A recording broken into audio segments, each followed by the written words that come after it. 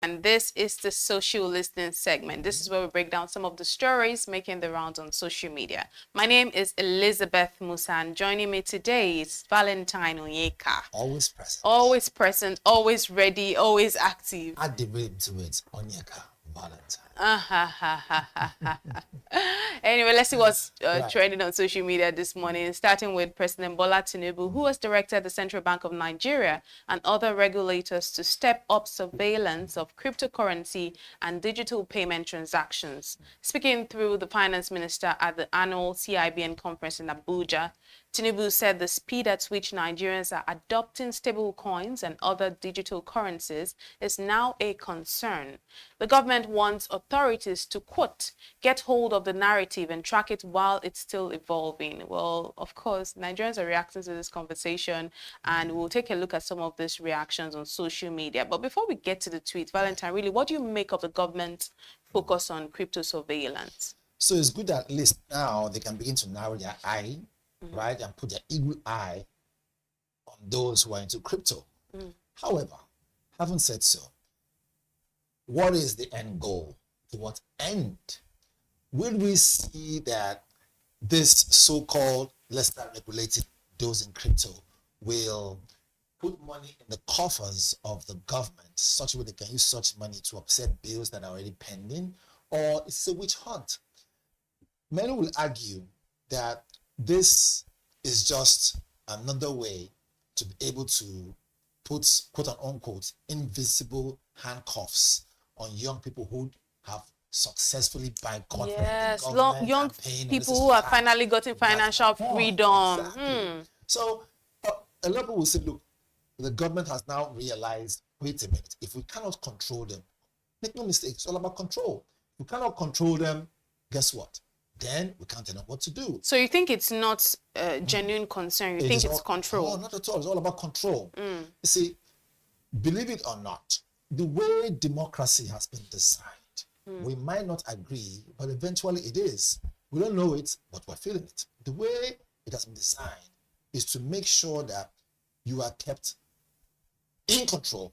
I'm not saying that it's good to get out of, haywire and create anarchy, but when you subjugate and you suppress the thoughts and creative level of youths and creative level of a people, what happens is this. Now, what that means is that you have total control of even the way they think, where they go to, who they converse with.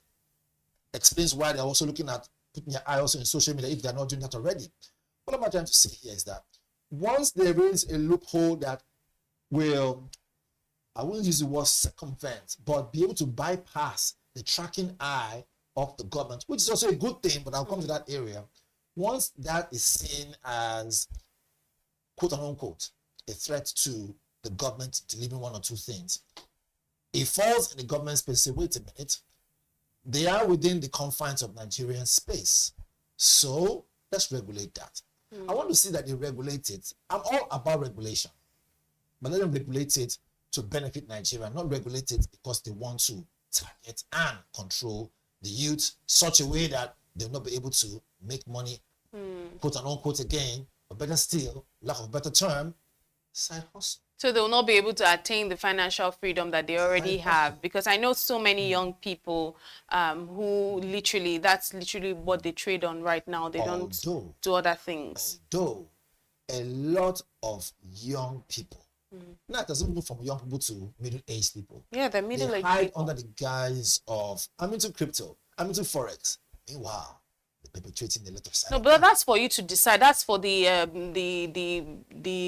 crime controllers to know if they're perpetuating. That's a speculation that cannot be moved on. It's a different ball game.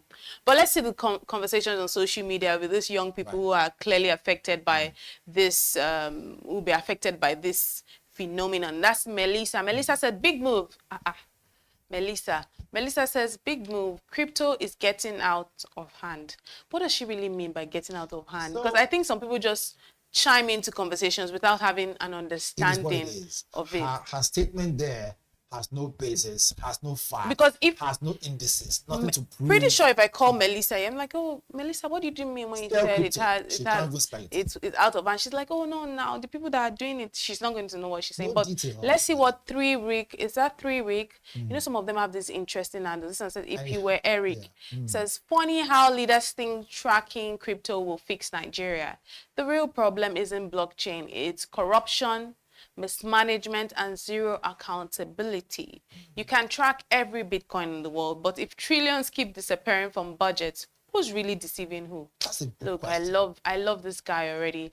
Truth be told, 001. Let's see if he'll say this truth. Truth be told says, this Tinubu crypto tracking idea is just another way to frustrate Nigerians who are hustling smartly with crypto. While UAE and Singapore are welcoming it for growth, we are stuck with backward policies. So I might disagree with this particular country. Let's take this last comment. Yes, Sammy says, let's do some education here. This is not feasible and almost impossible. The government cannot track your crypto transactions except your transactions are tied to real-world identities like KYC data on exchanges and IP addresses. I think for the first time, or for the first time, I would agree. I'll be on your side on this conversation, because really, when you said it's about control, it's not a genuine concern thing. I'm tilting towards that line too. Again, so if you look at this last person here, what he or she has done, okay, Sammy, so it's a he. What he has done is he has only, by not knowing it, opened the secrets on how the government will actually go ahead and regulate those who are into crypto. Look at that, and it says, how would you control them when you don't have the same IP address and all that? So that's the government doesn't know this. So wait a minute. So which means we can actually go through this route. You see how social media can easily open the door and let out the cat out of the bag. To expose it. To expose it. So now, let's be honest.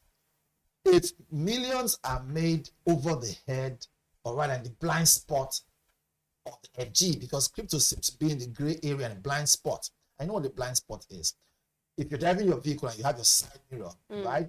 The point of vision and vantage, there's a small window there where if you don't have to bend your head, you don't bend your head properly, you will not see the vehicle coming. It's called blind spot. Now, for every institution and every agency, especially in the government, there are always blind spots everywhere. Those criminals and those cyber criminals, right? And those who perpetrate crime, quote and unquote, Yahoo boys and Yahoo girls, per se, are depending and hoping that those blind spots are overlooked. And this will shock you. Those blind spots sometimes, right, are actually brought out by people who work in those areas. Because we have a blind spot here. What can we do with this? That's what they say. There's a saying that goes this way. It is the rat that's in the house that tells the rat outside that there's fish in the basket in the house. What does this mean? It means in every situation where crime has been detected, there's an insider. Now, if government says we want to regulate crypto, I have no problem with that. This is a good call. Again, like I said before, to what end are we going to see them regulating it, but not placing a ban on it such a way that people can make their money, but make sure you're paying your tax. Make sure government is getting money in return. The other guy spoke about how you're going to regulate it after a different IP address. Are you telling me that our Ministry of Communication and all those areas, they have no idea already? They know all this is already. They are communicating directly with the owners of all these social media, owners of all these, online institutions, financial institutions, everything like that. However, in a new age where we have young people becoming billionaires because they're into crypto and everything, or online business that has to do with them not physically being in the bank and all those other areas, financial, business, whatever it is. Those who are into these things, call it crypto, call it whatever. I want to see that. Make sure your business is in the open. Let's see that it's legit. Then pay your tax to the government.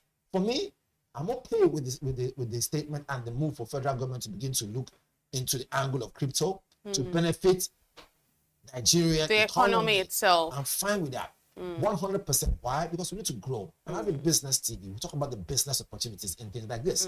However, if for any reason there is an ulterior motive, that's when we'll now say, But that's why we have to just keep our fingers crossed. I completely am with you on us regulating, there being more regulation in the cryptocurrency space, because right now it's a space, there's no industry, it's just a space. There needs to certainly be some sort of regulation, but this should not be a witch hunt for people who have gained financial freedom. The fact that we're used to the white collar jobs, we're used to young people having to sweat their permit me to say their butt off to make money. But the truth is, even at that, I literally know people that do this thing. It's a lot of work because it's a lot of sleepless nights for them. The only difference is they're not, they might not leave the confines of their homes. But it's a lot of work. And because every time we try to idealize or look at people that, there's a lesser work, it's when you step into their shoes and you realize. So it's a lot of scheming, a lot of knowing, tracking that some people might not be able to understand. And it's the new world we are. Should I shock you? If you do not know mathematics, it will be almost impossible and difficult for you to get to crypto. I agree. If you're not patient enough to know how to really, really follow and understand the market, same with Forex, you must have some level of intelligence, smartness, but more importantly, some element of institutionalized, learning. You might have gone through the 4 walls of learning to know some certain things. You have to truly be smart to actually do cryptocurrency. But let's move on to our next conversation. Still within Nigeria, the federal government has now affirmed plans to decriminalize attempted suicide in Nigeria by December 2025. The health minister, Mohammed Pate, made this known during activities marking World Suicide Prevention Day. He explained that criminalizing suicide attempts has only worsened stigma and stopped people from seeking help. Firstly, what are your thoughts on this? Do you think that actually decriminalizing, committing suicide will actually encourage people to seek help? I think it's a move in the right direction. So it's a two-edged sword. Why have I said it's a two-edged sword? One, let me start with the fact that when you decriminalize something, what you've done is you've soft pedal on the fact that anyone, right, could be pinpointed that this person is guilty for trying to do this. The person could be innocent. You never can tell. Again, that's left for the court of law to prove. However, on the flip side, when you decriminalize something like that, I bet you people who might get into businesses and cannot pay, right, could simply just claim mental breakdown and attempt to kill themselves, knowing that you will stop them. And if you stop them and they now tell, look, actually, why are you trying to kill yourself? Because I don't have money to pay, so I was frustrated. Okay, let's go and treat you. When you're done treating you, you can go home and go and rest. No charge whatsoever. That could be another window for a lot of people to use to escape, debt and a whole lot. Because when you're owing someone money, believe it or not, you don't get good sleep. Person's always howling on you. If you're owing the government money, or maybe it's a business gone bad, or even worse, maybe a relationship has gone bad. It could be anything at all. People hide behind that idea of I'm traumatized, I'm this, I'm that. But genuinely, you have people who are traumatized. I've been traumatized before. I know what trauma is like, right? When you lose someone that you love so much, you're traumatized. But again, to each his own. People deal with trauma differently. But in all, whether it's a two-edged sword, to the left or to the right, pros and cons. Most importantly, seek help if you feel in a certain way. I keep telling everyone who wants to listen. Depression does not, what's the word again? Just doesn't say, okay, you're black, white, or no. Doesn't discriminate. Doesn't do that. What it does is that it picks whoever it is that opens the door, knowingly or unknowingly. In this case, what this means is that it cuts across board, rich, poor, black, white, Christian, Muslim, anyone at all could be depressed. Now, once you're depressed, it creates room. So it is one layer after another layer. And for some people were not really brought up with what we call a hard spoon, or better still, no spoon at all, or a hard life. I had a hard enough life when I was growing up. I went to military school. It was hard. I wasn't okay, let's pet you small. No, it was go, go, go. You get it wrong, they whip you from the back, whip you very well. You know, and so that kind of shaped me to become the man I am today. Right? The way I can now differentiate my emotions from my realistic thoughts and now realize, wait a minute, this has happened, right? You cannot do anything about it. Way forward now. Moving forward, you have to clear your mind and think clearly. People are different. There are some people some other people too who have attained that strength, mental strength, even better than me. Some people have not. Life is like that. But you know one funny thing is that you never know how strong you are on the level of what level you've attained mentally until something strikes you. Yeah, you know what? Let's just see some of the reactions on social media and see how Nigerians are reacting, obviously, to this conversation, if they are on the side of the government. But either ways, I think it's a step in the right direction, really, if you ask me. Jag says, I still fail to see the intention behind criminalizing it in the first place. Exactly. I don't see the crime in it. It's not a crime, really. It should be treated as a mental health issue and not a criminal issue. There's an issue. I agree with that one. Before we go to the next one, there's an issue there. See, the reason why, in case that person has no idea, the reason why it was criminalized in the first place was the second bit that I gave. So people don't use it as an excuse to either run away from debt again or use that to create, to cause, put this way, to commit crime. Believe it or not. Okay, how do you use suicide to commit crime? Because if you're dead already, you're dead. So if you've committed the suicide, the idea is for them not to carry out the act totally. It's for you to perceive the fact that they're not okay. So you let them off the hook. I've been to court cases where we went to observe, and you see someone who actually committed a crime, and he tells you that, look, it is a case of mentally insane. And he wanted to kill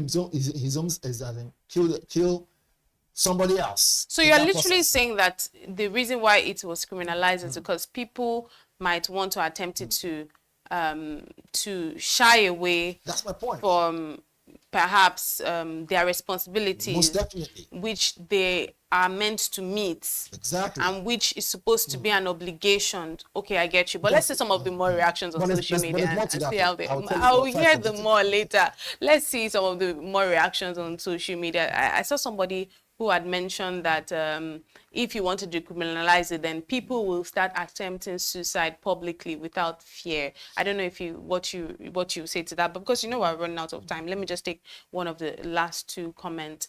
Ini Bonnet says, I feel this is a bad idea. Are we trying to encourage suicide?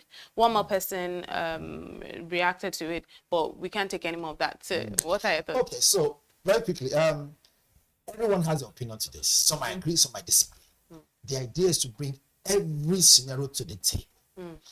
Look, when you criminalize suicide, you will bottle up a lot of emotions. People who genuinely have mental issues, right? Most definitely. But when you open the door and say, look, we can help you. You get me now? They will come forward and seek help. Okay, on the other side? On the other side, truth be told. If you now say, we are decriminalizing this, there is an aftermath. Like I've said before, you will see people coming forth to now say, I will kill myself, I will kill myself, and actually attempt to do that, knowing that they will be held in the process. Right? You will go jail. Now, this is the thing now. Because we're very emotional in this country, as soon as someone attempts to do that, I bet you, if the person had actually done whatever he or she's accused of, right? That initial crime will be let off the hook, because then this person is not feeling okay, or take him or her to the hospital. They will forget the fact this person is about to kill himself or herself. And the law will not come and tell you, okay, you attempted to do this, so let us even prepare your 2 or 3 or 4 or 5 years or whatever years I'm going to slam the person with after the hospital have done their own job. So there's no worry about that. That is a window out. If you do this, I will kill myself, and that's it. But however it is, give and take. Let's see how it plays out. Let's see how it plays out. Well, that's where we'll wrap it up. This affect business, really. Conversation for another day. That's how we wrap it up this morning on the social listening segment right here on the BDTV Breakfast Show. Until tomorrow, my name is Elizabeth Musa. Right. And I'm Onyeka Valentine. Keep watching BDTV.